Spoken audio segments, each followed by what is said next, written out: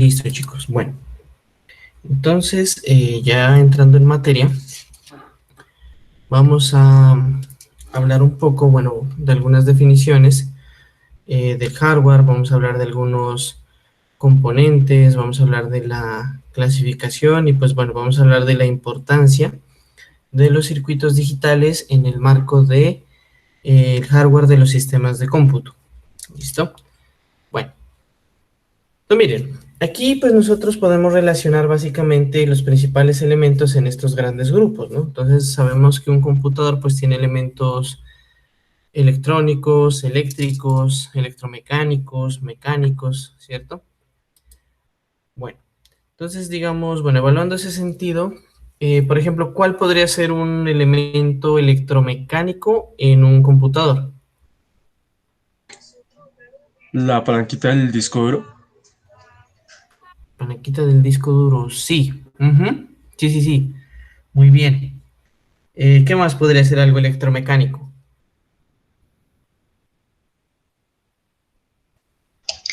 Dentro de una CPU puede ser el de la bandeja de CD. La bandeja de CD. Ujú. Sí, pues de hecho, bueno, ese también entraría, pues bueno, más que todo en la parte de mecánico, ¿no? Porque pues si, digamos, nosotros miramos la acción del, bueno, si pensamos en la CPU, como mencionas, ¿no? Sería el botoncito, ¿cierto? El botoncito pues produce la acción de abrir la bandeja y pues digamos que uno mecánicamente pues también la puede cerrar o igualmente presionar el botón. Pero sí, pues de hecho ya me ayudaste con el ejemplo ahí de mecánico de una vez. A ver, pensemos entonces en la parte electrónica del computador. ¿Qué podría ser?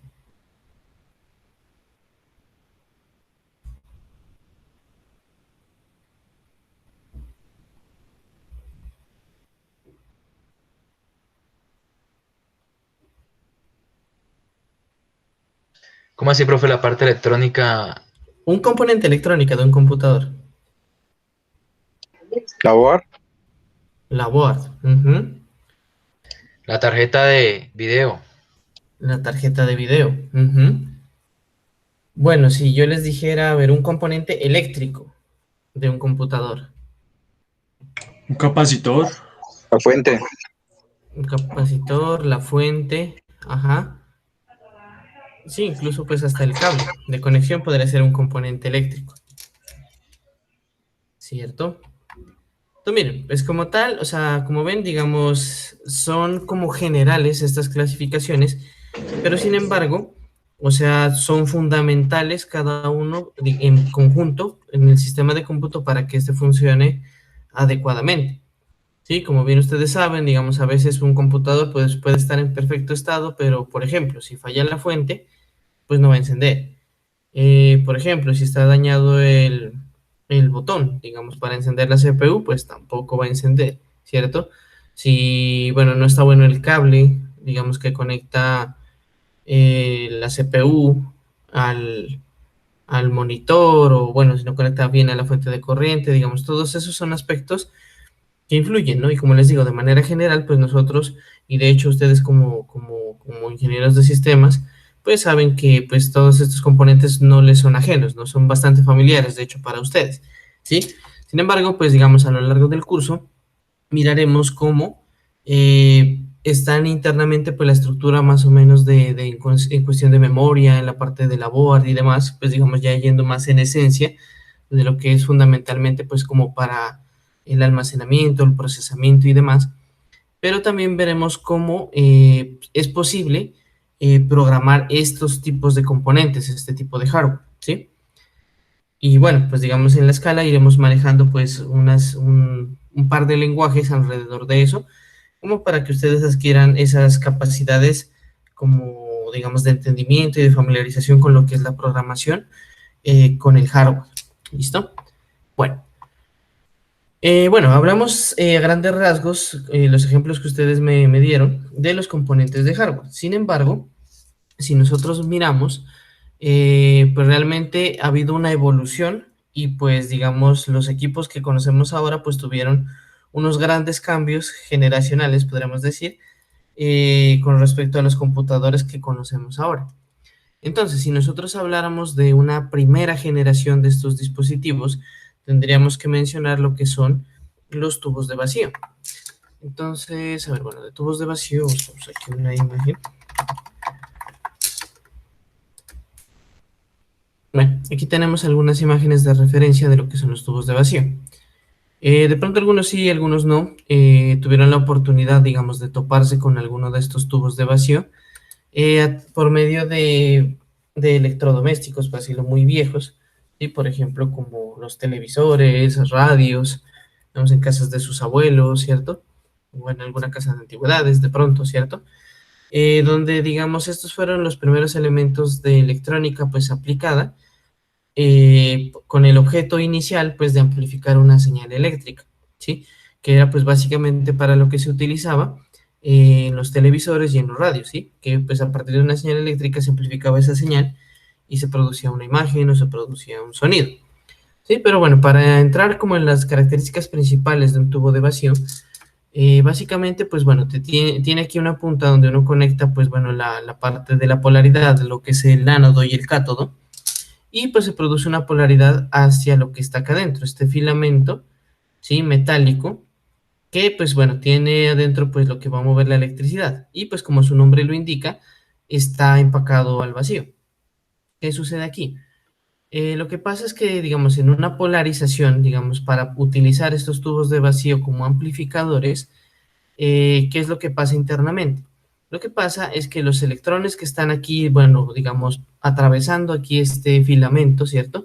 Lo que hacen es desprenderse, ¿sí? Y empezar a moverse, ¿cierto? Velozmente en el interior del tubo de vacío, ¿sí? Produciendo como, digamos, que esa excitación de estos electrones sea grande, digamos, guardando la escala, y pues que de esa manera se amplifique la corriente que entra desde este extremo de la polaridad en el nivel interno, ¿sí?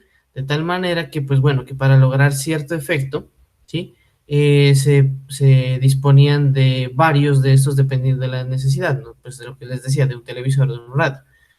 Ya en el contexto de lo que es la computación, ¿cierto? Se toma este mismo dispositivo, pero se le realizan alguna serie de modificaciones.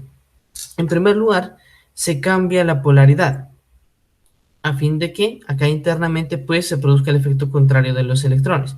Pero bueno, entonces antes de entrar en esa parte, entonces cabe mencionar que además este filamento que está aquí interno se empieza a predisponer de una forma helicoidal, ¿sí?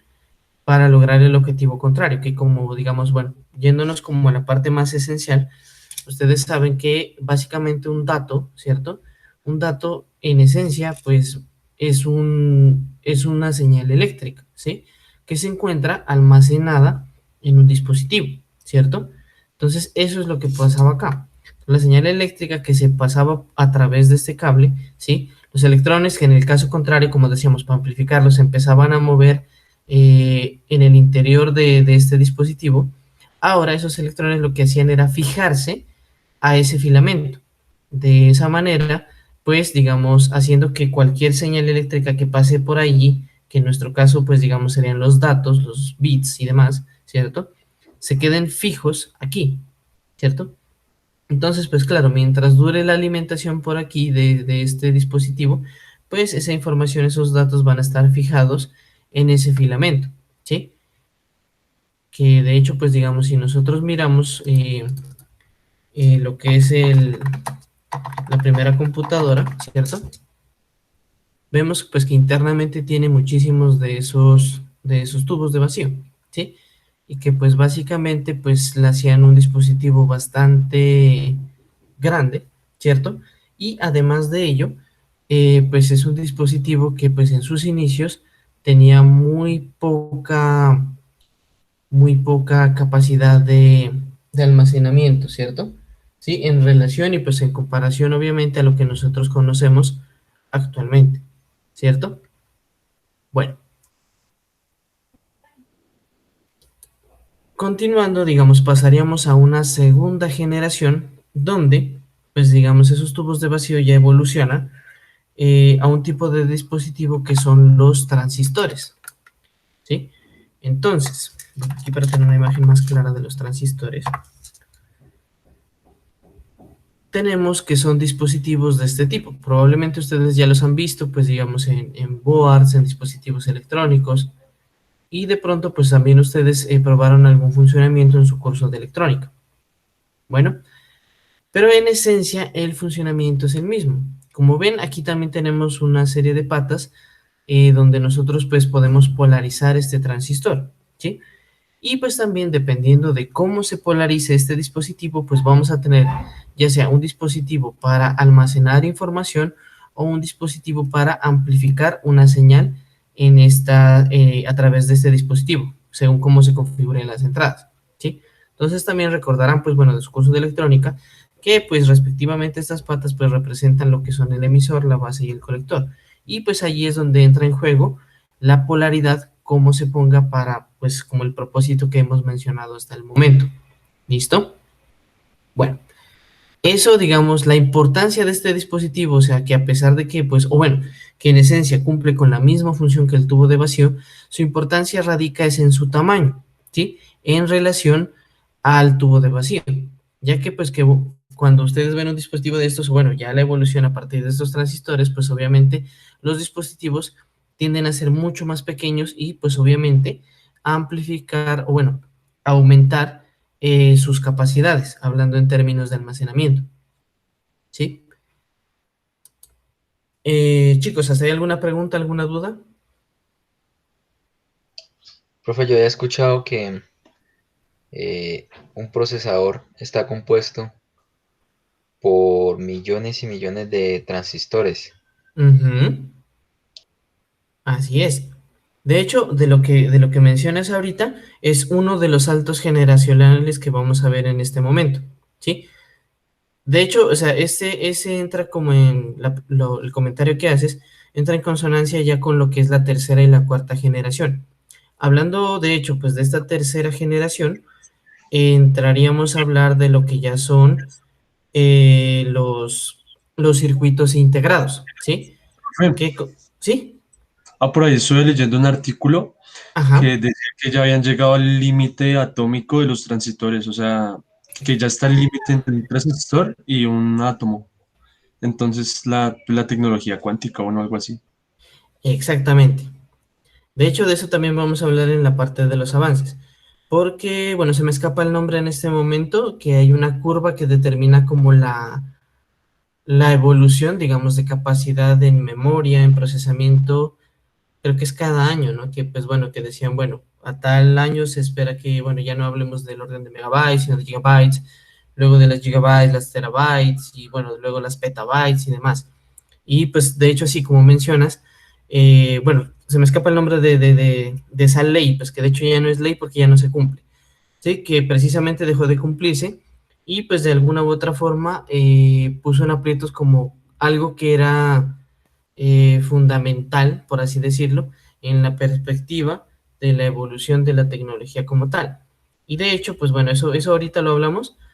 ¿Cuáles son las perspectivas o más que todo como las que les digo, las soluciones que, que se empiezan a ver alrededor de eso, pues digamos pues no digamos de esa limitación, pero sí del problema de ya no tener algo confiable y de tener algo como en perspectiva a lo que debería esperarse, digamos, de lo que viene con respecto a la evolución de la tecnología, ¿sí? Pero bueno, ahorita les comento, ¿listo, chicos? ¿Y algún otro comentario, chicos? ¿Alguna otra observación?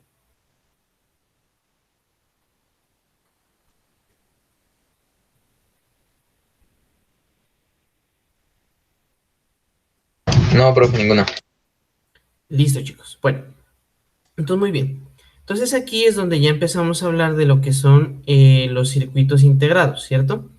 Entonces los circuitos integrados, como bien ya ahorita hicieron la observación, básicamente ya son circuitos que, como su nombre lo indica, integran distintos componentes electrónicos, entre ellos muchísimos, digamos, transistores, ¿sí? Y como ya habíamos hablado, básicamente, pues, o sea, aumentan la capacidad de memoria que puede tener un equipo de cómputo. Dicho sea además que, pues, la ventaja que ofrece también estos circuitos integrados es que, pues, ya en una sola placa de silicio, ¿cierto? pues ya se pueden tener varios elementos interconectados entre sí, ¿sí? A través de las distintas, pues, digamos, líneas de conexión, que pues ya no son los cables, digamos, que están alrededor de eso, ¿no? Pues digamos, de la interconexión de los distintos dispositivos electrónicos, ¿sí? De hecho, pues ahora hablaremos un poco más de ese tipo de dispositivos. Eso pues con respecto a la tercera generación. Ya pasando a lo que es la cuarta generación, ¿cierto? Entonces aquí ya aparecen lo que son...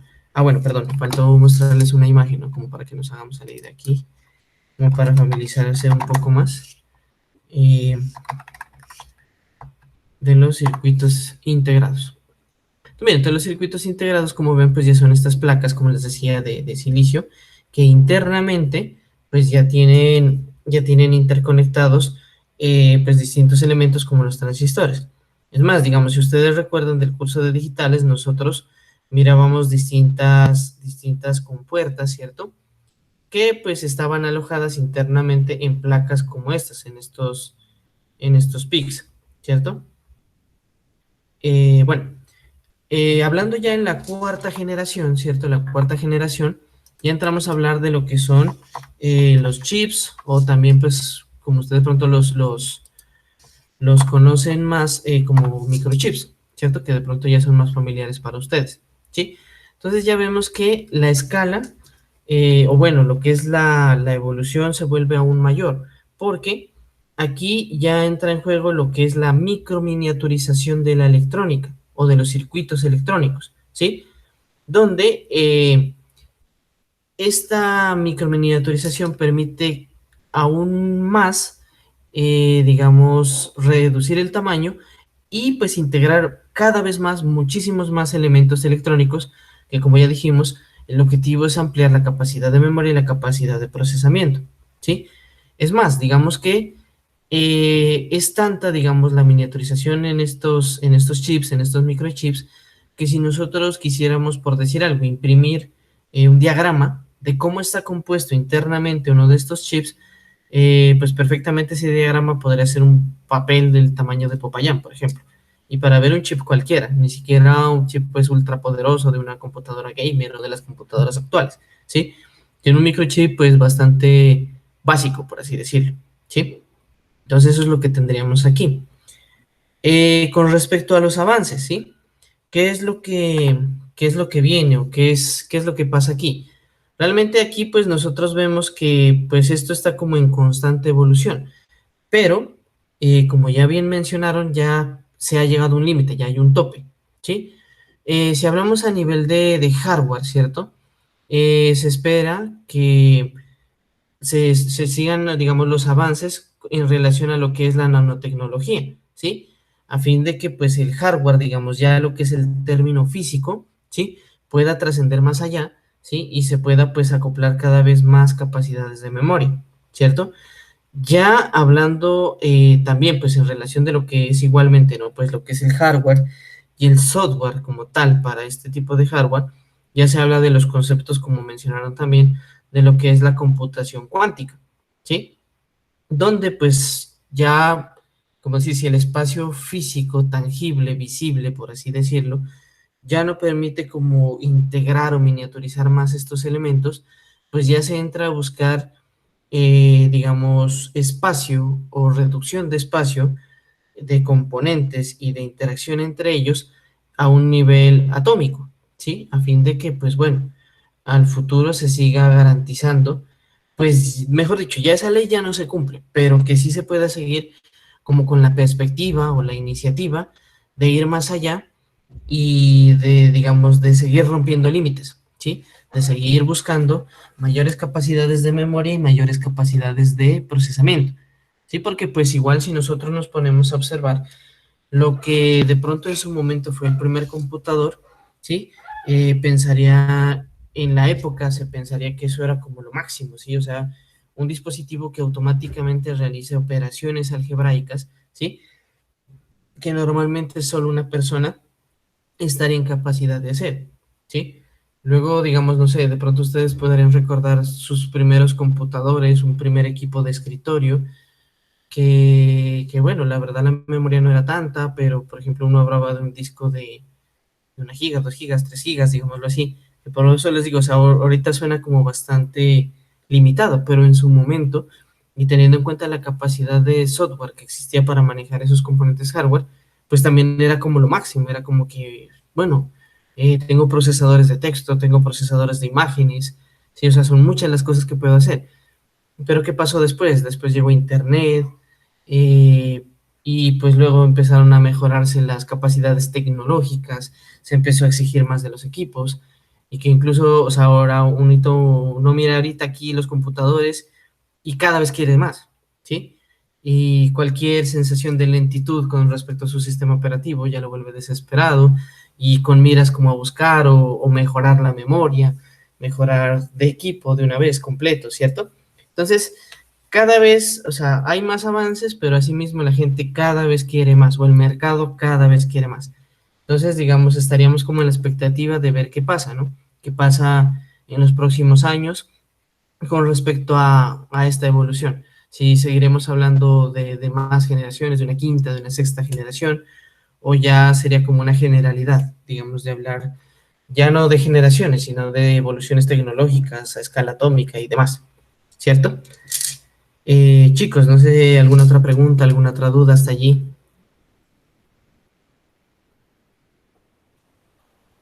Por parte mía, no, profe. Vale, chicos, los demás.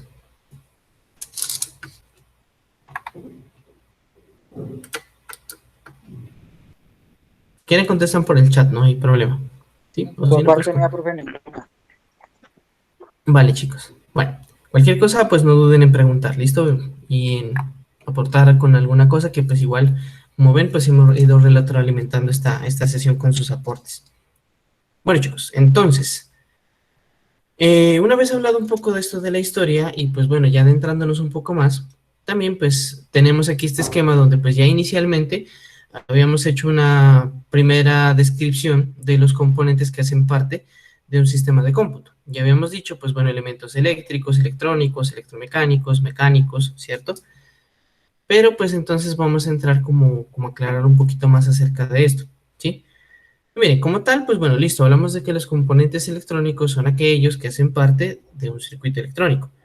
Como mencionamos también en la parte de la historia, ¿sí? Normalmente se encapsulan pues, en ciertos materiales, entonces puede ser silicio, puede ser materiales cerámicos, metálicos, plásticos, pero fundamentalmente o generalmente tienen extremos metálicos con el fin de que se puedan interconectar entre ellos, ¿sí? Aquí, bueno, una observación importante. A veces uno utiliza, bueno, cuando se refiere a algún componente electrónico, usa indiscriminadamente, digamos, el término componente electrónico o elemento electrónico, ¿sí? Uno, pues, digamos, tiende a culturalmente a referirse como a lo mismo, digamos, a la parte física, ¿cierto? Pero si ya nos vamos al sentido más estricto de la palabra, cuando nosotros hablamos de un componente electrónico, en ese momento sí nos estamos refiriendo al dispositivo físico, ¿sí?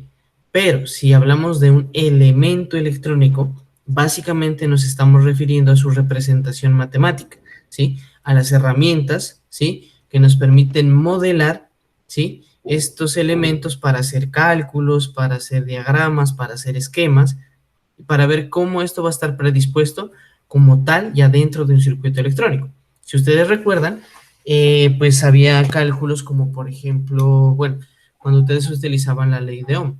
Entonces la ley de Ohm implicaba relacionar voltaje, corriente, resistencia. Cuando ustedes diseñaban filtros, cuando ustedes hacían equivalencias, por ejemplo, de resistencias en serie, en paralelo, reducción de circuitos, ¿cierto? Todas esas cosas. En ese momento, uno utilizaba relacionaba, digamos, estos elementos electrónicos a través de fórmulas y convenciones, ¿cierto? Y como ustedes también ya vieron en su curso, pues hacían cálculos con ellos, ¿sí? Como representaciones matemáticas, ¿cierto? Entonces, esa es una observación para que lo tengan en cuenta. Entonces, recordemos, componente hace referencia a la parte física y el elemento hace hace relación a la parte de elementos. Perdón, chicos, disculpen un momento.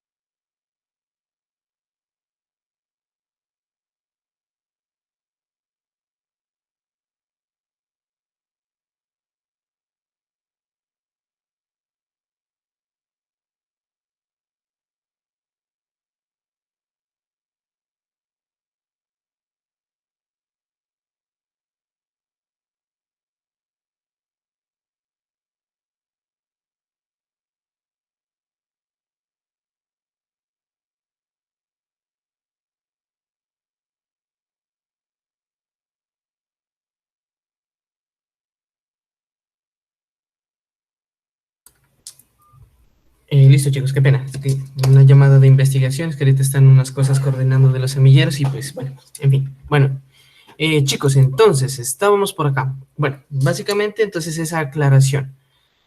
Bueno, pasando entonces un poco más a una clasificación más específica, podríamos decir, entramos a, bueno, a subcategorías como son, pues, bueno, clasificación según estructura física, según material base de fabricación, según funcionamiento, según tipo de energía.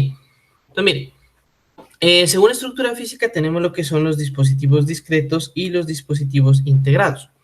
Los primeros se refieren a los dispositivos que están encapsulados uno a uno, ¿sí? Por ejemplo, las resistencias, los capacitores, los transistores, bueno, etcétera, ¿cierto? Y pues también los discretos, cada uno de ellos, o bueno, de las categorías como los que les mencioné, tienen una función específica, ¿sí? Por ejemplo, la resistencia, pues bueno, proteger circuitos, limitar el paso de corriente, condensadores, pues bueno, guardar energía, los transistores, pues ya dijimos para lo que se puede utilizar, ¿sí? Entonces, por citar ejemplos. Y por el otro lado, los circuitos integrados, ¿cierto? Como para no complicar la definición, básicamente los circuitos integrados son conjuntos de circuitos discretos integrados entre sí. Sí, entonces con lo que mencionábamos, ¿no? Que cada uno de esos elementos pues tienen unas puntas metálicas para poder interconectarse entre ellos. ¿Listo? Bueno, el otro viene a ser el material base de fabricación. Existen entonces dispositivos que son, o bueno, según el material, que son semiconductores o no semiconductores, ¿cierto? Entonces, ¿qué es un dispositivo semiconductor? O bueno, ¿qué es un material semiconductor? Entonces, es un elemento que pues no es un conductor, ¿cierto? Pero tampoco es un aislante, o sea, tiene como características de esos dos elementos, ¿cierto? Los semiconductores. Si yo les preguntara entonces, ¿qué sería un no semiconductor? ¿Qué podrían decir ustedes, chicos?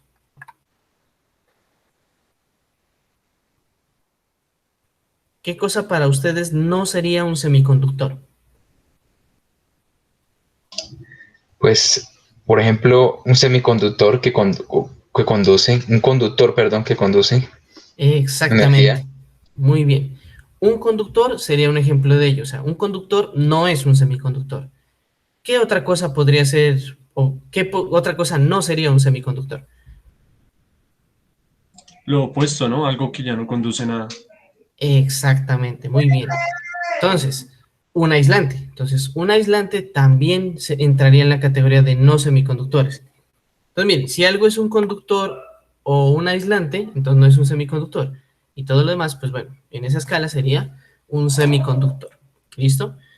Bueno, pasamos ahora entonces a la clasificación de dispositivos según el funcionamiento. Entonces tenemos los activos que básicamente ejercen una función una vez se les proporciona excitación eléctrica, ¿cierto?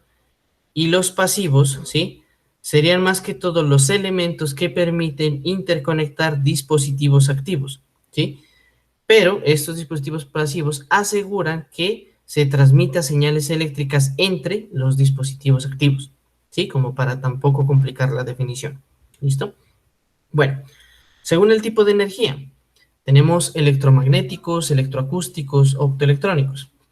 Si yo les preguntara, bueno, ¿qué tipo de energía maneja un componente electromagnético? ¿Qué me podrían decir ustedes? ¿Qué tipo de energía utiliza? Eléctrica. Eléctrica. Ujú. ¿Y qué más?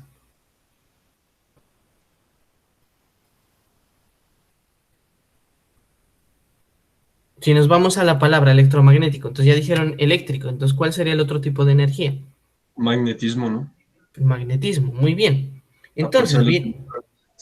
ajá, exacto. Entonces, miren, en el sentido técnico, entonces un componente, perdón, electromagnético viene a ser aquel que produce fenómenos magnéticos a partir de una señal eléctrica, o viceversa, que produce electricidad a partir de componentes magnéticos. Por ejemplo, entonces hablaríamos de una bobina, podríamos hablar, por ejemplo, de internamente los rotores que tiene un taladro, ¿cierto? Que pues una vez pasa electricidad por ellos, o sea, produce que los imanes que están dentro produzcan ese efecto rotatorio, ¿cierto? En el dispositivo. La, ¿Cómo? inductancia es de las bobinas. Sí, la inductancia es de las bobinas. De hecho, en los transformadores también está presente la inductancia. ¿Sí? Cuando se quiere amplificar, pues digamos, una energía, ¿cierto? Entonces también se apoya en la parte magnética. De hecho, si ustedes pues piensan en esencia en lo que es una bobina, básicamente, pues es un tubo de hierro enrollado cable, ¿cierto? Y pues digamos, si uno polariza eso, ¿sí? O bueno, el cable más que todo, pues ahí ha construido un electroimán básico, ¿cierto? Dependiendo de la cantidad de corriente que se ponga a fluir a través de él, ¿sí? Entonces, pues básicamente ahí tendríamos como la explicación de cómo es un componente electromagnético, ¿cierto? Bueno, pasando a otro elemento, digamos, electroacústico, ¿cierto? ¿Qué tipo de energía se está utilizando en un componente electroacústico? Pues nuevamente La y energía algo que, eléctrica, la energía ajá, eléctrica y algo que tenga que ver con, no sé, con ondas, ajá, dice Arley por acá, con ondas, pero acústico, ¿a qué le suena? Listo, ondas, por ahí es, pero ¿qué está relacionado con como las la ondas? voz, como la, no sé, Exacto, el sonido en esencia, ¿no? Entonces, miren, bueno, digamos que entonces, ya tomando esas dos raíces, diríamos que entonces son componentes que producen sonido a partir de una señal eléctrica o bien producen una señal eléctrica a partir de un sonido. ¿Cuál podría ser un ejemplo de un componente electroacústico? Los parlantes. Los parlantes, muy bien. Los parlantes entonces serían componentes que producen sonido a partir de una señal eléctrica. ¿Cuál sería entonces uno que produzca una señal eléctrica a partir de sonido? ¿Cuál sería un componente? de pronto un sensor, de pronto Eh, ¿Sensor de qué? un sensor de sonido, puede ser, ¿no? O sea, que Un cuando, sensor por de ejemplo, ruido, sí. sí, que cuando usted, por ejemplo, un aplauso, un ejemplo, pues Ujú, entonces él detecte ese aplauso o esa vibración, no sé, y, y pues dé paso a la energía. ujú, exacto. Eso sería también como el caso de un sonómetro, ¿sí? Que pues básicamente mide los decibeles y los transcribe en una señal eléctrica. Pero bueno, digamos como un ejemplo más familiar podría ser un micrófono, ¿sí? Como para no complicarnos tanto. Un micrófono también sería algo que, bueno, el sonido de la voz o lo que sea, pues o las ondas como tal viajan y pues a través del micrófono se convierten en señales eléctricas, ¿cierto, chicos? Bueno, pasando al siguiente, perdón, Por ahí ¿sí? un ejemplo parecido podría ser un radar. Un radar, un radar. Aquí pues estamos hablando de Sí, sí, ondas. sí, sí, sí, sí, tienes toda la razón. Sí, exacto. O sea, ese, digamos, es un radar, además de convertir unas ondas ¿qué? En una señal eléctrica, pues también produce, o bueno, suministra datos de ubicación, ¿sí? El sonar, pues digamos que sería como lo mismo también. Pero sí, ujú, tienes toda la razón. Ese también sería un ejemplo de un dispositivo electroacústico. Bueno, chicos, tendríamos ahí el último que viene a ser el optoelectrónico. ¿Qué tipo de señales o qué tipo de energía utiliza un dispositivo optoelectrónico? Bueno, viene como de la vista, ¿no? La Op- luz, Ajá, fotones, cómo reaccionan los fotones y de acuerdo a eso hace el cálculo el sensor, ¿no? Como una fotoresistencia. exacto, chicos, muy bien. O sea, opto, digamos, si nos vamos a la palabra, pues bueno, viene de la raíz, digamos, que asociaríamos con la parte óptica, ¿sí? Y pues precisamente la parte óptica como tal está asociada directamente con la luz, porque pues básicamente la óptica o la visión como tal, ¿qué es lo que hace? O sea, digamos, nos permite ver elementos, pero de señales lumínicas que se reflejan con los objetos, ¿cierto? Entonces, en esencia, pues, o más estrictamente, la raíz opto estaría relacionada con la luz, ¿sí? Entonces sería elementos que producen señales eléctricas a partir de una señal lumérica, o bien producen una señal lumérica a partir de una señal eléctrica, ¿sí? Entonces, como también dijeron el ejemplo acá, ¿qué? Una resistencia fotovoltaica, ¿cierto? Que regula el paso de corriente dependiendo de la intensidad de luz que allí se esté presentando, ¿cierto? Por ejemplo, ¿qué podría ser lo contrario? Que produzca, sí, que produzca más vale la energía eléctrica a partir de incidencia de luz, porque la fotovoltaica regula, digamos, pero El que la sol, produzca como tal, ¿Un panel solar?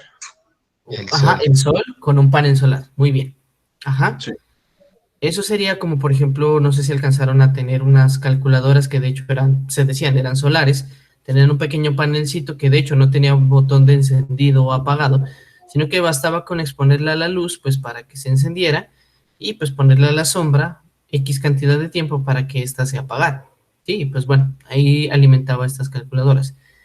Lo contrario, ¿qué sería algo que con una señal eléctrica produzca luz?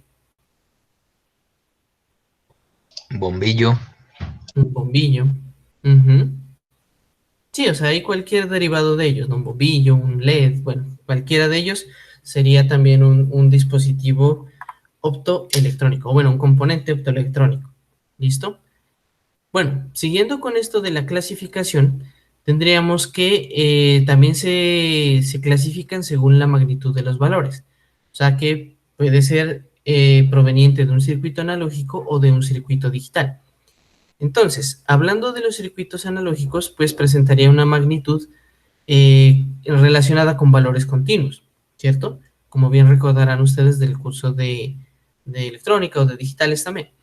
Entonces, un ejemplo de ellos tendríamos el LM741, que viene a ser un amplificador analógico. Entonces, por lo tanto, ese amplificador va a producir una señal de este tipo, una señal sinusoidal, continua.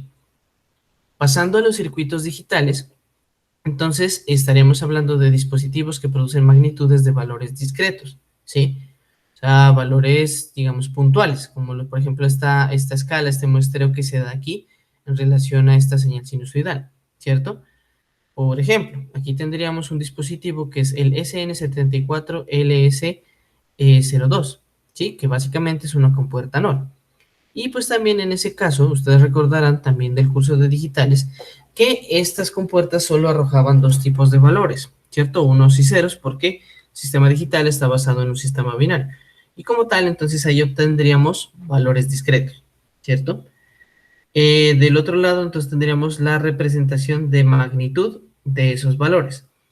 Entonces, si nosotros queremos obtener valores de una señal de valores continuos, estaríamos hablando de tomar muestras, ¿cierto? Mientras que en los valores digitales, pues como están valores discretos, pues simplemente sería como tomar puntualmente un valor de punto en un intervalo de tiempo, ¿cierto? Como tal, pues incluso ya en el curso pasado habíamos hablado de las ventajas como tal que tiene las señales digitales con respecto a las señales analógicas.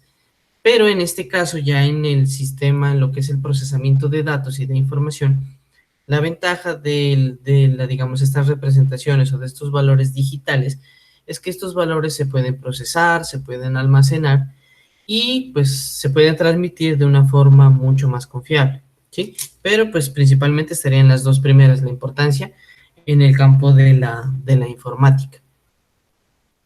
Entonces, aquí pues completando nuestro diagrama podemos ver que, bueno, de nuestra clasificación inicial se desprende la parte de la estructura física con componentes discretos o integrados, principalmente, ¿no? Digamos, en esas categorías. Y con respecto a los valores tendríamos pues los analógicos y los digitales. Continuando con ello, entonces hablando de la importancia de los circuitos digitales, vamos a hablar un poco de los primeros de ellos, ¿no? Que son los circuitos combinacionales. Como tal, son circuitos que la salida depende de manera directa o de manera inmediata del cambio que se dé en sus entradas, ¿cierto? Entonces, recordando también el curso de digitales, vemos que esas representaciones nosotros las hacíamos a partir de funciones booleanas, ¿sí? que posteriormente se simplificaban a través de tablas de verdad o del diagrama o mapa de Carnot, ¿sí? Para posteriormente ese valor final simplificado se representaba a través de las compuertas lógicas, que como decíamos tenían una equivalencia de, digamos, de la aritmética booleana a estas compuertas como tal, ¿sí? Entonces aquí pues ya vemos un ejemplo clásico de un circuito combinacional donde directamente las entradas van a afectar las salidas de estas compuertas que están aquí, ¿cierto? Pero bueno, aquí es donde estos circuitos combinacionales, pues bueno, ya dan antesala a lo que son los circuitos secuenciales, ¿sí? Estos, pues bueno, ya tienen otra característica más interesante, donde ya entra en juego el aspecto de la memoria, ya que aquí no solo afecta la salida a los valores presentes de la entrada, sino también los valores pasados, ¿sí? Y pues es aquí donde básicamente un circuito secuencial podemos decir que es un circuito combinacional con elementos de memoria. Esos elementos de memoria vienen a ser estos elementos que podemos ver aquí en la presentación, que se conocen como flip-flops, ¿sí? Entonces, estos flip-flops lo que hacen es tomar ese valor, que digamos que ya es un valor presente de una salida, y volverlo a mandar, digamos, donde se requiera, según el diseño del circuito secuencial, ¿sí? Como dijimos, es la función de este elemento es almacenar ese dato y generar la condición de memoria dentro de los circuitos secuenciales. Aquí entonces, en el diagrama que tenemos acá a la izquierda, tenemos lo que es una máquina de estados, ¿sí? Donde cada uno de estos círculos representa un estado y cada una de estas líneas, ¿sí? Representan lo que son las transiciones, ¿sí? Entonces, miren, aquí podemos ver que en este estado tenemos, bueno, el estado 1.1 almacenado en memoria. Y luego aquí en esta transición vemos que ese estado 1.1 cambia a 1.0. Sin embargo, por la condición de memoria, aquí lo tenemos almacenado y pues este 1 puede entrar aquí y volver a cambiar el estado a través de una transición. Pero bueno, lo importante aquí de estos circuitos secuenciales o en el marco de los circuitos digitales es su función de la memoria, de almacenar datos, ¿cierto? Que nos va a llevar posteriormente a lo que son los sistemas microprogramables, ¿sí? Cuya importancia radica en que ya son sistemas que nosotros podemos programar, ¿sí? A través de una serie de instrucciones que se van ejecutando en secuencia para realizar tareas de lectura, de interpretación, ¿cierto? Y de escritura, en algunos casos, ¿cierto? Bueno, aquí cabe resaltar que, pues, sin importar qué tan complejo, qué tan simple sea un sistema microprogramable, todos ellos tienen una estructura igual a esta que tenemos aquí, ¿sí? Entonces, miren, todo sistema microprogramable, como vuelvo y le repito, sea sencillo, sea complicado, va a tener esto, va a tener una unidad central de procesamiento cuyos procesos van a ser controlados por un reloj, ¿cierto? Y todas esas instrucciones, procesos y demás, pues van a estar almacenados en una memoria interna y se van a ejecutar o se van a desarrollar sobre las entradas y las salidas, ¿sí? Sin embargo, si pensamos que esto es un chip, esto es un dispositivo, ¿cierto? Que si no lo tengo conectado a nada, pues realmente no va a hacer nada. Entonces aquí es donde entra en juego la interacción o la importancia de los periféricos, ¿sí? Entonces, a través de los cuales va a transmitir funciones y va a desarrollar distintas tareas, ¿cierto? Ya más internamente, entonces, hablando de las características de la CPU, unidad central de proceso, vemos que internamente tiene, pues bueno, una unidad aritmético-lógica y una unidad de control. Todas ellas que van a ir manejando, integrándose y almacenándose a través de lo que se conocen como registros. Más adelante, pues ya vamos a entrar un poco más en detalle en la importancia y cómo se da esa interacción aquí internamente en la unidad de central de proceso. Hasta ahí, chicos, ¿alguna pregunta, alguna duda? Profe, el que dice que sistema microprogramable es el mismo microcontrolador. Exacto, sí, el microcontrolador viene a ser un tipo de sistema microprogramable, exactamente. Ujú. Ah, ok. Listo. ¿Alguna otra pregunta, chicos?